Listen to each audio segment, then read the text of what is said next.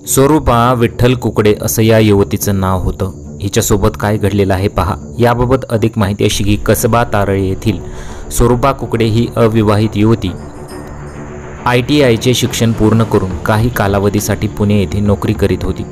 त्यानंतर पुढील शिक्षणासाठी तिच्या कुटुंबियांनी उचगाव म्हणजेच कोल्हापूरमधील उचगाव येथे तिला दाखल केले होते। आता या शिक्षणासाठी ती कोल्हापुरातच सरकारी वसतिगृहात वास्तव्यास होती।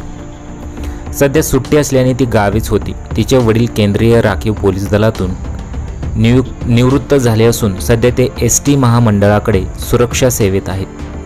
नेहमीप्रमाणे ते काल कोल्हापूरला नोकरीसाठी गेले होते। बुधवारी रात्री वडिलांनी घरी मोबाईलवरून संपर्क करून सगळ्यांचे जेवण झाले काय वगैरे विचारणा केली। मग स्वरूपा घरात खालच्या मजल्यावर दिसली नाही।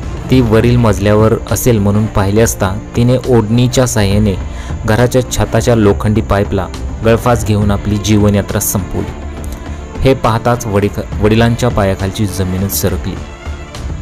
आता तिनं असं का केलेलं आहे हे कारण अद्याप समजू शकलेलं नाही। घटनेची नोंद रात्रीपर्यंत राधानगरी पोलिसात झाली नव्हती।